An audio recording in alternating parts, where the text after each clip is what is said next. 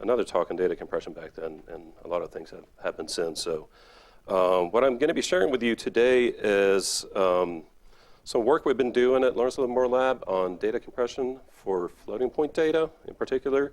And this talk is going to focus mostly on lossy compression of data. So, so as you heard, this work is partially funded by the DOE's Exascale computing project. And probably one of the biggest challenges that faces the ECP project as a whole is this sort of alarming trend that we've been seeing over the past 3 decades or so. So whereas compute power has gone up by a factor of about 1 million or so, I/O and memory bandwidth have not. They've gone up by a factor of 1,000, right? So you're seeing this increasing gap between compute power and memory bandwidth. So as a result of this, we're going to be seeing all of our billions of cores out there sitting idly just waiting for data to actually compute on. So one of the things that we've been pushing here is the notion of using data compression to reduce the amount of data that has to be moved around in the computer, right? So, for most numerical computations, we're working on fields of values that are somehow related to each other. So what I'm showing here on the bottom left is a line out from a 3-dimensional simulation. It's a density field. And near the very bottom there, what you're seeing is essentially the IEEE representation of those values, right? Just a raw binary representation. And you're seeing sort of these dark and white bands, right, that sort of indicate that those bits are not entirely random, right? So we can probably do something about them to compress away some of that information. So at the lab, we've developed a number of different compressors. Probably the ones that are of most interest to you right now is the FBZip compressor, which was really designed to be a lossless data compressor for floating point data. So you get bit-for-bit reproducibility. It's primarily used sort of for streaming I/O, for dumping, maybe for checkpointing or for writing history files to disk. And more recently, we've developed what's called ZFP, which is an alternative compressor that really does in-memory compression. It's primarily what it's designed for. So it actually supports these compressed arrays that act and look much like regular floating point arrays that you have random access to. ZFP has essentially 2 different modes. There's a fixed rate mode, meaning that values get compressed to a fixed number of bits that the user specifies. And because each of these chunks of data have a fixed number of bits, you get random access at essentially this block granularity. There's also a variable rate mode that's probably more suitable for doing I/O, for instance. You can typically get better compression out of that because the data is not usually totally homogeneous, right? There are regions where it compresses better, and in other regions it does not compress quite as well. So you can take advantage of that. In my talk today, I'm also going to be presenting results for a number of other floating point compressors that have been published in the literature. Many of you will recognize Vapor, which is developed here at NCAR, which is based on wavelet compression. We'll be talking about FPZip and ZFP. SZ is a compressor that's also being developed on the Exascale computing project by Oregon National Laboratory. And we have a few others also that I'll be presenting results for. And the point is, it's not just to sort of do a comparison between my compressors and theirs, right? But also to show you how different compressors might give you different behavior in terms of data analysis and so forth. All right, so just a sort of a 1-slide quick overview of what FPZip does, if you're interested in the technical details. We're starting with an input stream of floating point data. What it does is that it predicts the next value in the sequence of data based on previous values that have already been seen by both the compressor and decompressor. It essentially, if we're working on a 3-dimensional Cartesian grid, then you'll see this little green vertex of the grid being predicted from its neighbors within the same cube of data, right? The next step is, because floating point arithmetic is not really associative, it has all these mathematical properties that it violates, we convert the floating point numbers at that point to their binary integer representation, and we can sort of reliably perform arithmetic on integers. So we essentially compute the difference between the predicted and an actual value. That gives us a residual. We're typically dealing with 32 or 64-bit data, and whereas in text compression, you'll often have recurring symbols, like letters of the alphabet or recurring words, right? We don't have that so much when we're talking about 32 or 64-bit numerical data. We're not going to see a repeating 64-bit value ever in practice, right?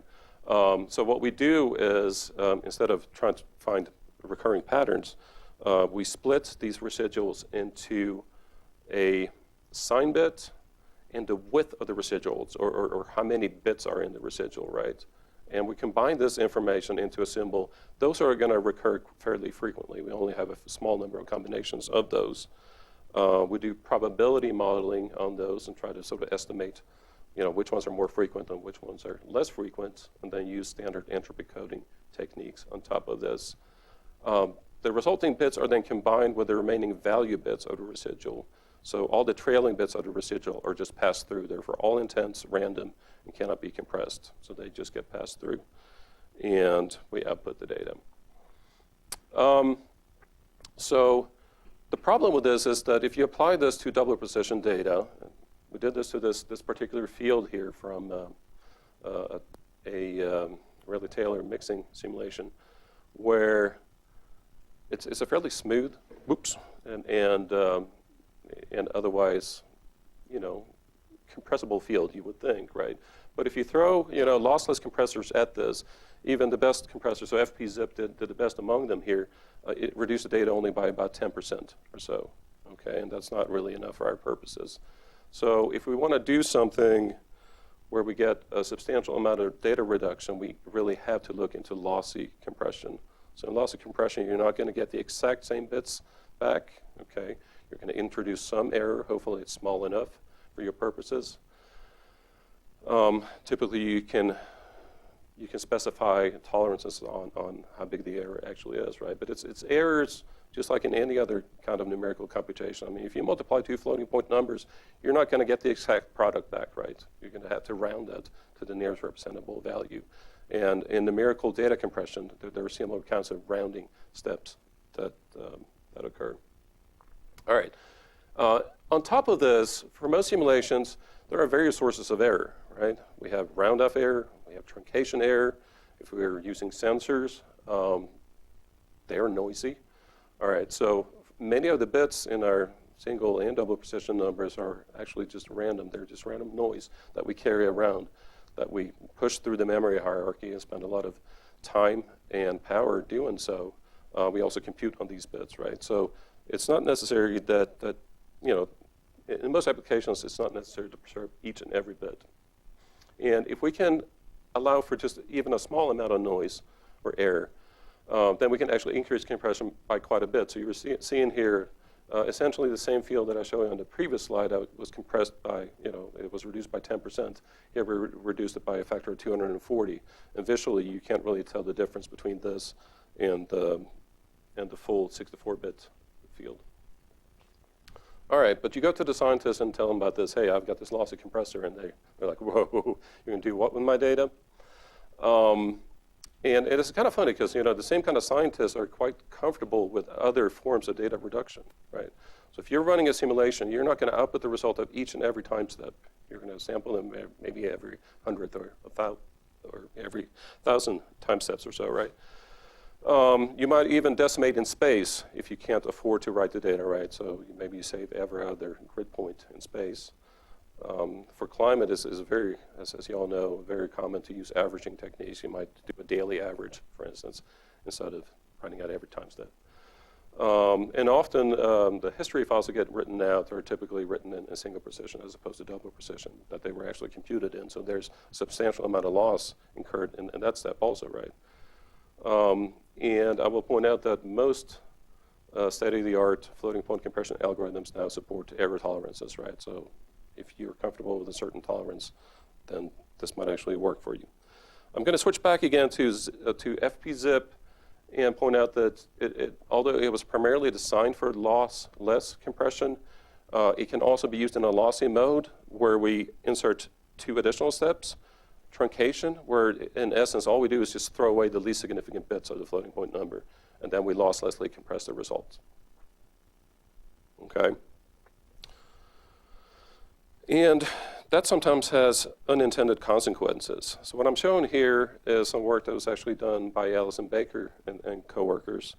They called it the Pepsi Challenge, and what they did is they took a big ensemble of runs from a climate simulation, and they added 3 new ensemble members. 2 of those were compressed using lossy compression. Okay, and they handed this off to climate scientists and asked, hey, can you identify which ones were actually compressed? And in the majority of cases, so you're seeing these 3 new members using red, green, and blue over here. And for most analyses, you actually could not tell the difference, which ones were compressed and which ones were not. So if you can't tell the difference, then does it really matter? However, there were some cases where it was quite obvious that things had gone wrong, right? And so what you're seeing here is that, yeah, the blue and the green one were the ones that were actually compressed. So this was one analysis where it really popped out, right, that compression was being used. And the main reason for this is exactly because FP-zip truncates, throws away bits, and replaces them with 0. That means that you're always rounding towards 0. In some cases, you're essentially losing energy or information that way in a very biased manner. And that's what really popped out in this analysis. It was the balance between precipitation and evaporation in this particular case. So you have to be careful. So sort of inspired by this work by Allison and others, we started looking at, well, what happens if you run these lossy data compressors, right? And you look at what's the error distribution, okay? So what I'm showing here is a case where we took a data set and we imposed an error tolerance of plus minus epsilon. We made sure that all the compressors produce values within that range. For some of them, you don't have direct control of that, but you can mess with their parameters until you stay within that range. And then we just measured the pointwise error and plotted a distribution of that. And I'm not sure if this actually shows up all that well, but 0 is right here in the middle. So if you look at FB-zip's distribution, this is the distribution for all function values that were being compressed that were between -2 and -1. And the actual error you'll see is actually positive in all those cases. Okay. Now, if we compress values between positive 1/2 and 1, then we get negative errors. And that makes sense, right? Because, we're throwing away bits. So we're always getting values that are closer to 0. So the error has sort of opposite sign. What you'll also see from this is that FP-zip bounced the relative error, right? So for these values that were smaller in magnitude, you also get a more tightly clustered error distribution versus the values that are larger in magnitude, you get a more spread out error distribution. And it's interesting to look at how other compressors do. If what you want is a uniform error distribution, then SZ is probably the way to go. It spans the range all the way from negative epsilon to positive epsilon, right, and gives you a nearly uniform distribution. Some of the others don't take advantage of that and only produce a uniform distribution over essentially half of the range of allowable errors. I'm going to talk more about ZFP later, but just observe that in both cases it gave you essentially normally distributed errors, and we can actually prove that that's what you should expect under certain assumptions on the data that you're starting off from, right? But using the central value theorem, that essentially pops out. And that's something that's nice in many applications. Another thing that we looked at was the correlation between the function values that were being compressed and the errors in the function values. Okay, so we computed the correlation between the 2 of them, and ideally you want them to be entirely uncorrelated. And what we're seeing here, once again, is that FP-zip, so you have a very nonlinear axis from -1 to +1 here. But what you're seeing with FP-zip is that no matter what rate we chose or how many bits, compressed bits of storage per value was used, we essentially get a perfectly negative correlation between the two, and that makes sense also, just due to this truncation process. You're seeing this sort of zigzaggy green thing that's near 10 to the negative 3 or so. So that's for all intents uncorrelated. And that's our ZFP compressor. So it actually does a lot better in terms of making sure that errors and the values you're compressing are not correlated. We can also look at autocorrelation within the actual errors themselves. So we can compute the error for every single grid point. What we did here, we took a three-dimensional field, we compressed it, we computed the errors, and then we computed the autocorrelation function for that, which is another three-dimensional function. And what I'm showing here are just 2D slices out of this 3D function. So the ideal response here, what we want is you're going to get a spike at the middle where the function is perfectly correlated with itself. And then as you shift the function over space, you would hope for it to be perfectly uncorrelated, as indicated by just sort of a uniform gray background here. And what you're seeing here is that that's indeed also what we get with ZFP, essentially perfect. There's very little correlation between errors themselves. Vapor did quite well in this case also. FP-zip, as expected, did really horribly here, right? So you get not only correlation between the values and the errors in the values, but also correlations in the errors themselves. These plots here that are not showing up all that well in this projector also demonstrate essentially the same point, where here we're looking at how we're varying the rate, the number of compressed bits per value, and looking at how this autocorrelation varies as a function of that. And you're seeing some compressors that give you this sort of unpredictable performance. I think what you want to take away from this is that, so ZFP here is the green curve. I think this is vapor. So lower here is better. So it looks like these methods that are both based on transforms, so wavelets for vapor and a transform that I'll be talking about a little bit later for ZFP, in general, give you very good and low autocorrelation. So just a few more results on that. Again, FP-zip sort of gives you a very high autocorrelation. So what I've been talking about so far is primarily using compression for I/O. And, you know, one of the things we asked ourselves way back was, hey, you're pushing all this data through the entire memory hierarchy. Could you actually do simulation on compressed data where the actual simulation state itself is stored in compressed form in memory? That'd be great if we could do that, right? What we would ideally want to do, and I'm showing a very simplified version of a simulation here where we're starting with, there's an update node step, an update element step, and then we compute time constraints, and then we take another time step, and we loop around like so. So within any one of these steps, what we would ideally want to do is that we want to decompress a small block of values that then fits in cache. We perform our computations on those values, and then when we're done updating those values, we compress them back to memory, right? And then we proceed with the next block of data. That's what we would want to do. Go ahead. I have to ask a question. Yes, please, go ahead and ask questions. So, kind of a type of this practice, but as decades, the idea that you use a fixed precision, and you kind of use a single precision to find something like that. Perfectly correct. This is a high precision.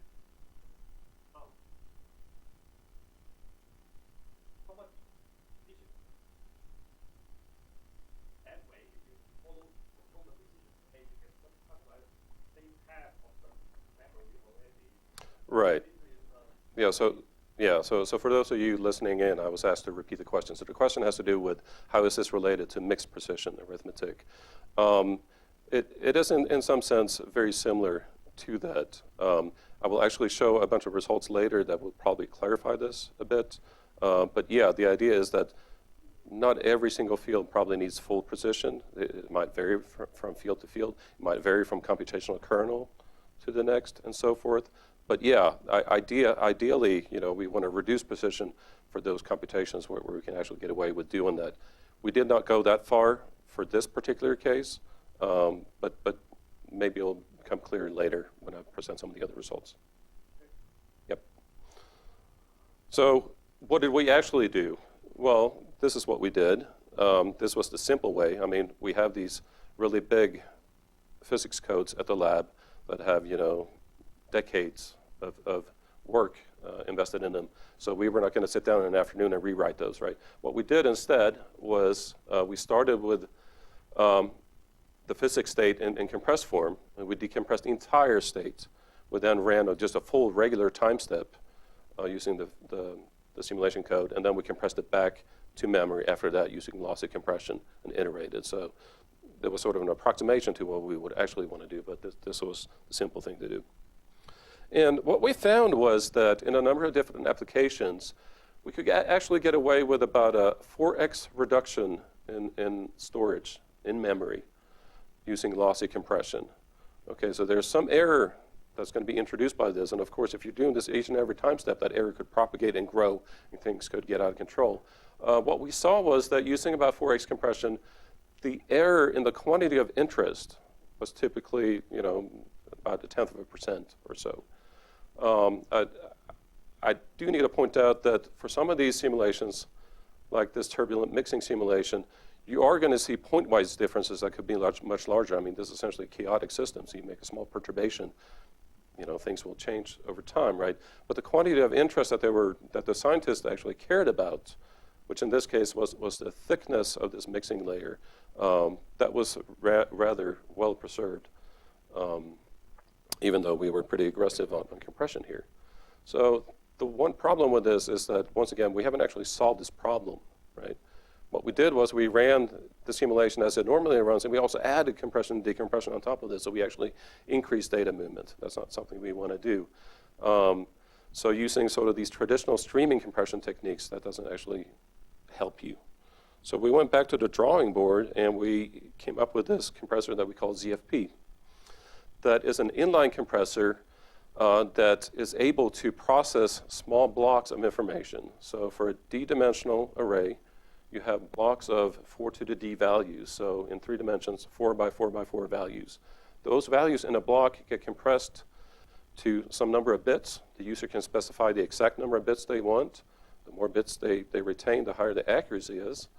But the point is that, once again, that on these big arrays that we typically compute on, we expect these values to be correlated, and they can be represented using a better representation.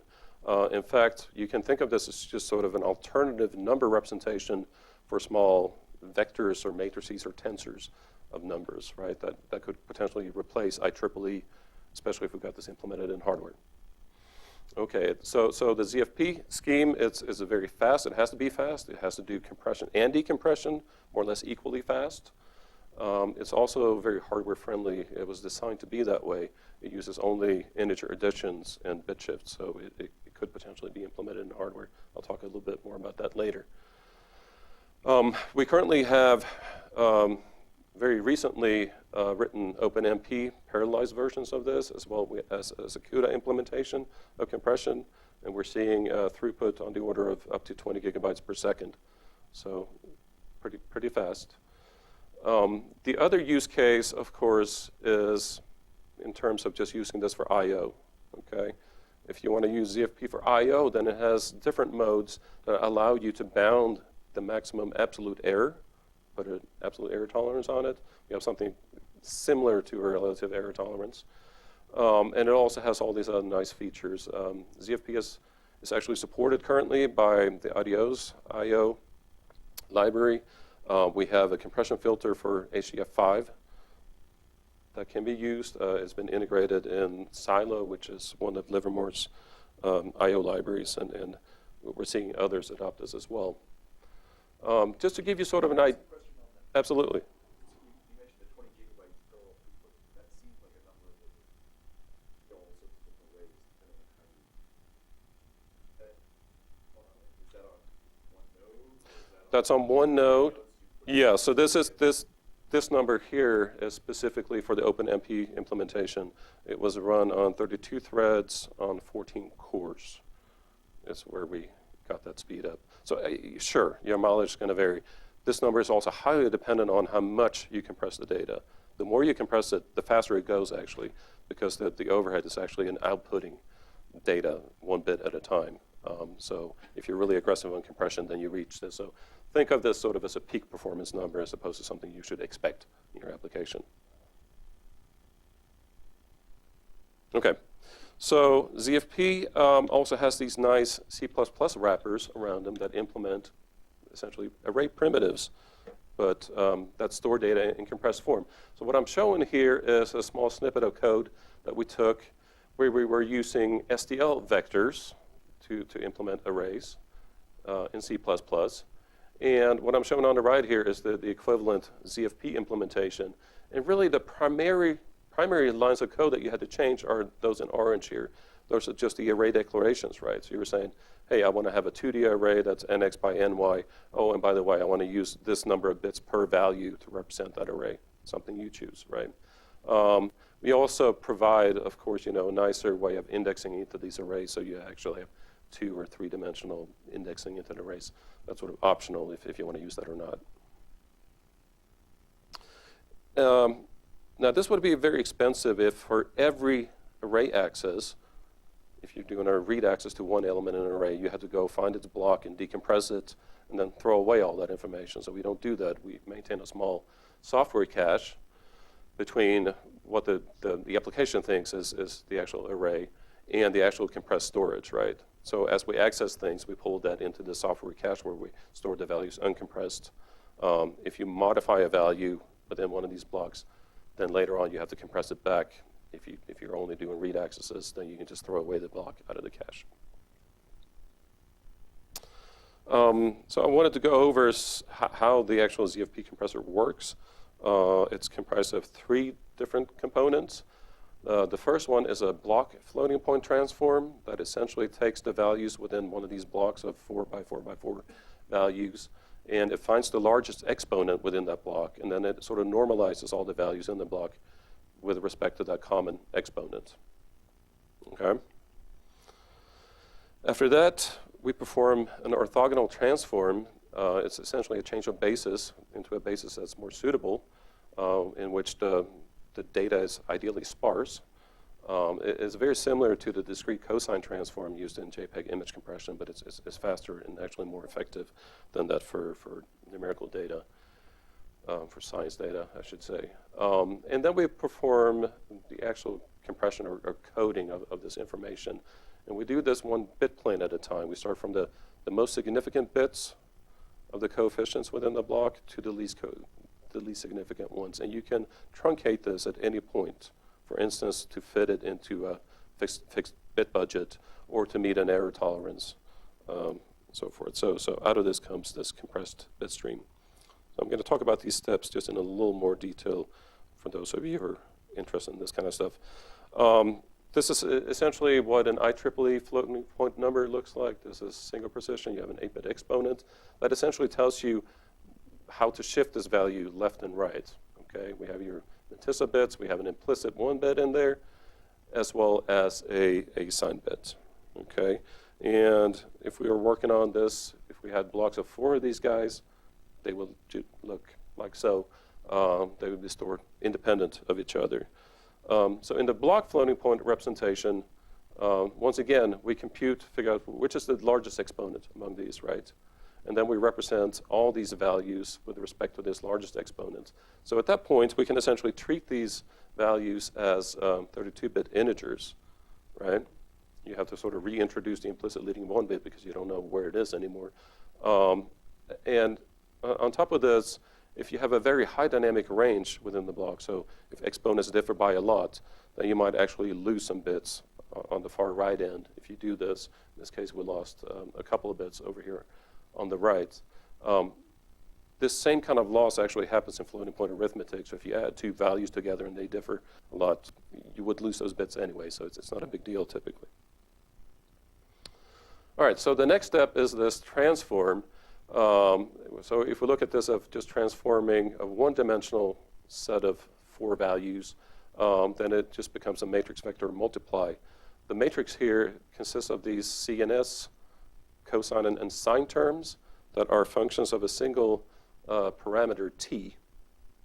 And it doesn't really matter what we set t to. This matrix is always going to be orthogonal, but some choices might be better than others. I've shown you here the basis functions that come out of this if you choose t to be equal to 1/4, but there might be other choices. So to answer the question of what's the optimal choice, what we did was we took a bunch of data from a bunch of different simulations and we just compressed them using different values of t. And what we measured was what's called the correlation efficiency as well as the coding gain. So those are 2 metrics that are commonly used to assess how good an orthogonal transform is at decorrelating the data. And what you're seeing here are these 2 peaks that kind of coincide. And quite naturally, we chose a value for our ZFP implementation that gave you a very high value, so higher is better here. You can also see that you can implement other common transforms just by using different values of t, like Haar wavelets, the Walsh-Hadamard transform, high correlation transform that's used in H.264 video compression. There's DCT that's used in JPEG image compression and so forth, right? And it turns out that this is actually a better value. It's kind of funny because this was a total coincidence. We chose a value that was a power of 2. We thought that would be really good for a fast implementation. So, and it just turned out to also be sort of the optimal choice. So the actual matrix vector multiply is implemented using this piece of code, just as a result of this. So you don't have all these weird constants in there. All you're doing is just doing integer additions, subtractions, and bit shifts by 1. So it has a very efficient implementation. And as a result of this, as I mentioned, we can get really good performance out of this. So this essentially shows you how the algorithm scales the OpenMP implementation. So once again, treat these as sort of peak throughput, but up to 20 gigabytes per second is still fairly impressive. All right, so obviously we're talking about lossy compression, so are there artifacts? Are there issues with doing this? So anybody who's used JPEG image compression has probably seen sort of these block artifacts that you can sometimes get if you're too aggressive on compression. And we would imagine that since our compressor is also based on partitioning into blocks and encoding each block independently, you could have similar kinds of issues. In particular, if you want to compute derivatives on this, you would expect that you would have these really sharp discontinuities and you would get very large errors in derivatives if you were to do so. So I'm going to show you some results on what happens when you do this. All right, so what I'm showing here is a bunch of streamlines from a 2D velocity field. This is the uncompressed data. What I'm going to do is I'm going to superimpose the streamlines you get by tracing them out from compressed data in green here. So you're going to, oh gosh, this doesn't really show up well at all. I'm going to zoom in on this. Hopefully you can see this here. So wherever, so ideally you would have these green streamlines overlap the black streamlines. You're seeing some of the black streamlines shine through here, which means that they weren't perfectly lined up. But qualitatively, for VIS purposes, the green streamlines are probably a good enough approximation. Notice here that we're using only about 1/3 of a bit per value to represent these, as opposed to 64 bits per value or 32 bits per value using IEEE floating point. Of course, if you go to higher bit rates, about 1.3 bits per value here, then you almost have perfect agreement between the two. So what we did here is, this is what's called a Moore segmentation. So in a Moore segmentation, you take every point in the domain, you compute the gradient, and you follow the gradient up to a local maximum. And all the points that lead to the same maximum are here colored using the same color. So you'll see all these different colors and how the domain is actually partitioned into these regions where all points lead to the same local maximum. You'll see here that at 1 bit per value, we had some additional segments that showed up here that shouldn't be here. But even at around 2 bits per value, once again, we're computing gradients on this compressed representation. You have an almost perfect representation of, so here's the uncompressed data down here. Here's another case where we computed derivatives, as is often used in data analysis. So what we did here is that we started with a velocity field, a 3-dimensional velocity field. we compressed and decompressed it, and then we computed the divergence of that field, which is a scalar field, and that's what's being visualized here. So what I'm doing here is I'm comparing ZFP at a little less than 2 bits per value over here with the uncompressed representation, and I'm also providing some additional statistics here. This top bar, if it was more visible, would show you that we're getting about a 33-to-1 factor of compression here. The next number down is the peak signal to noise ratio in decibels. So higher is better. Every 20 decibels is one more decimal digit of accuracy. And at the bottom here, we're also seeing the compression and decompression throughput in megabytes per second. So all these runs were done on a single core. And we're comparing those against some of the other compressors. So what you're going to see here is that ZFP gives you higher compression, it gives you higher quality, and it also gives you higher throughput than all these other compressors. Okay, but you can judge for yourselves, what you think in terms of quality here. If you zoom in, then some of them show some pretty obvious artifacts. Some of these are not just a projector, right? So some compressors give you far less quality. Vapor did okay, not quite as good as ZFP. Some of these other compressors are somewhat competitive with ZFP, not nearly as fast in this case. So here's an even more challenging case where we started with a synthetic data set. It was designed such that if you compute the Laplacian of this, so the sum of second derivatives, then this pops out. So it's perfectly radially symmetric. So isocontours of this are just spheres, right? So that's what you want. You want spheres to come out of this. And these bands that you're seeing across here are actually based on the gradient of the Laplacian. So it's based on third derivatives that are being computed. Okay, at this point, we're getting very sensitive to small errors, right? So what I'm showing here is ZFP at about 6 bits per value, and visually, you probably can't tell the difference. For some of these other compressors, you probably can. Although they used far more storage than ZFP in all these cases. So they get better and better. So JPEG 2000 is sort of a state-of-the-art image compressor that was used in this case. Vapor did okay. FP-zip did a little bit better.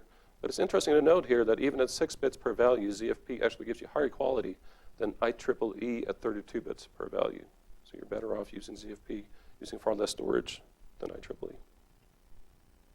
Here's another case where we're computing finite differences. And as is well known, as you refine your grid and go to smaller and smaller grid cells, you'll be reducing the truncation error up to a certain point where the round-off error kicks in. So refining the mesh further than that does you no good. It actually increases the error.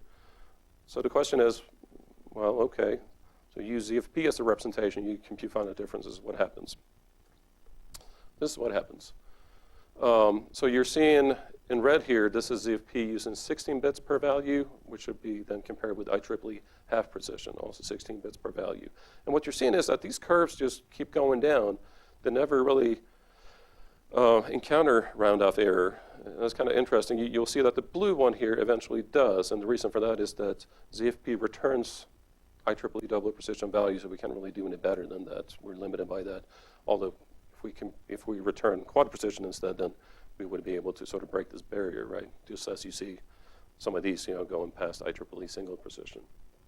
So the reason for this is that as the grid gets finer and finer, the function gets locally more and more correlated and locally smooth in some sense, right? So it becomes easier and easier to compress, which means that all these common shared bits that the values have in a block, well, we can compress those away and sort of repurpose them and put them at the far right end instead to give us higher precision. So that's how we can actually get higher precision than IEEE. Here's another case where, so I mentioned earlier that in order to get random access, you have to use this fixed rate mode where you allocate the same number of bits to each and every block. That can be wasteful in some cases. In many simulations, you sort of have this background field where nothing's going on, right? And that should be, you should be able to represent that using very few bits. And what I'm showing here is a shock propagation simulation where we're starting with, well, you can't quite see it here. I'm going to start an animation here so that you can see better what's going on. So you have the shock that propagates, it bounces off the wall and bounces off again, things start getting turbulent, and so forth. And what you're seeing is that in large parts of the domain, we can get away with 8 or 16 bits per value using ZFP, using a variable storage, right? But still, what you'll see is that if we want to get as high as 40 bits of mantissa precision everywhere, then they're only in some sort of these lower dimensional manifolds, like right around the shock, where you'll see this sort of white band where we actually use 64 bits per value. But in most other parts, we can actually get away with far fewer bits. So we're working on a new data structure that sort of manages these blocks of variable size. So you can imagine that they might grow or shrink over time, so you have to sort of shuffle them around in memory and keep track of where everything is and so forth. But we believe we have a very good approach to actually getting this implemented in the next year or so. All right. And if you actually look at how much the error could actually improve by using this technique, I'm showing here the final time simulation fields for single, double precision, ZFP using its fixed rate storage, as well as these new adaptive rate storage arrays that haven't been fully implemented, but this is what you would actually get in this case, as sort of a mock-up. And visually you can tell the difference, and what I'm going to do is I'm going to switch and actually show you the actual error in the solution. As you see with single precision, you get some fairly nasty artifacts from doing this. ZFP, much better, but it still has some issues, right? And if we look at these new adaptive rate arrays that used only 28 bits per value, so actually less than IEEE single precision, you'll see that we get a reduction of 6 orders of magnitude or more reduction in error compared to IEEE single precision. These plots here essentially show the same thing, but they show how the error varies over time across the simulation. So these adaptive rate arrays give you, once again, more or less consistently over time, 6 to 7 orders of magnitude improvement over IEEE single precision. Now I want to talk about a few other applications where ZFP has been used, sort of different use cases of it. So one of them is for representing equation of state and opacity tables, so material information as functions of pressure and density and temperature and so forth. Yeah. These tables can actually grow to be quite large, especially if you have many materials in your simulation. We're looking into, so these opacity tables can grow to be as large as several gigabytes, okay? It's going to be hard to fit all that stuff in RAM and also fit your simulation in there, right? So we're looking into actually using ZFP to store these constant tables compressed in memory and then just sort of decompress them on demand within the simulation. And we've been able to show that roughly a 4x factor of compression seems to work well enough. It gives you accurate enough results. We had a team that was doing simulations on Trinity at Los Alamos during the open science period. They generated about 4 petabytes of data, and then they asked themselves, well, whoops, how are we going to get this data back to Livermore? It's going to take 15 months to transfer it, right? So they came to me and said, is there anything you can do here? So we worked with them and put ZFP compression in there. So they literally had billions of images, of X-ray images, simulated X-ray images. And we came up with a new compression scheme based on ZFP for that. They weren't super aggressive on this. They probably could have gone much more aggressive on the compression, but they were being sort of conservative, and that was good enough for them. They also used some other reduction techniques. So yay, they got the data back to the lab. So mission accomplished. We've been working with Po Chen at the University of Wyoming on doing compression for seismic applications. So in his seismic modeling code, he put CFP into the IO dump routines and was able to observe roughly 40x compression with a compression error that was 10 to the minus 6th. That's some kind of relative error compared to the other errors in the simulation, which were on the order of 10 to the negative 2, right? So compression errors were, for all intents, not there, right? But got about 40x compression of the data and only about 6x less I/O time This was before we had our OpenMP implementation. I think that we could do much better today. But that's fairly significant time and storage savings. We have also worked with Johns Hopkins University.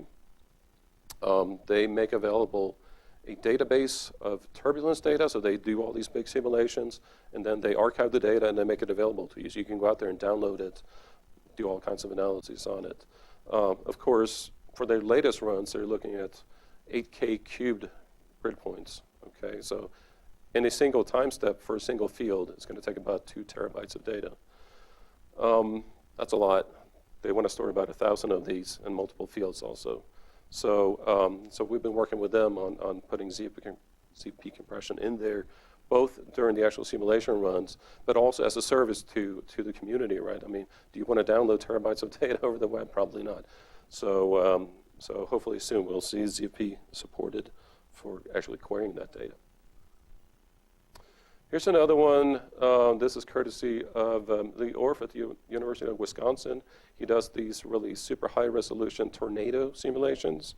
He has recently put ZFP compression in there. I think the video I'm going to show here did not use compression, but it gives you sort of an idea of the spatial scales and massive volumes of data that he's generating. He also wants to go to a super high temporal resolution for outputting data to do analysis on this, right? What you are seeing on the far right, though, are images where he actually did use ZFP compression, and it shows how compression varies over the spatial domain, so it's been decomposed spatially, and each processor writes its own ZFP stream, and you'll see in color coding that sort of varied spatially how well the data compressed, but in some cases, for some fields, you get a factor of 1,000 compression. So he has sort of analyzed this and figured out what are the error tolerances that work for my application. And on average, he's getting now roughly a reduction of a factor of 30 or so for his simulation data. All right, I want to point out that if you want to play with ZFP, you can download it and use it as is directly, or you can use some of the tools that are out there that have already incorporated ZFP. So I mentioned earlier that we have an HDF5 plugin that you can go out and download also. HDF5 has decided that they're actually going to bundle ZFP with their releases in the future so that you don't have to treat this as a separate filter. It'll actually be built directly into HDF5. It is already built in directly into the IDEO's library. It exists as a sort of a third-party plugin for VTK if you're doing visualization. And we're also working with the VTK-M project as well as Cinema. These are two separate visualization efforts where they're looking to use ZFP compression. All right, so this is essentially my last slide. So I want to conclude by saying that I think data reduction, we're seeing that it really is going to become essential as we go to exascale. We really have to rethink this notion of simulating, writing everything to disk, and later simulating the data, right? We got to do some form of data reduction. We're not going to dump exabytes of data to disk. It's not going to work. And we're seeing that this is not just an I/O issue. I mean, right now, I/O is a big pain point, right? But also through the memory hierarchy. So it'll be interesting to look at, can we actually put ZFP in hardware? And we've made some progress on that. I want to point out that this ZFP representation is kind of nice in that the way it's designed gives you very good parallelism. It gives you data parallelism just by partitioning the data into these tiny little chunks, right? So you can turn through those chunks. If you have a million cores sending around, you can process a million cores in parallel, a million blocks in parallel, and really quickly do data reduction.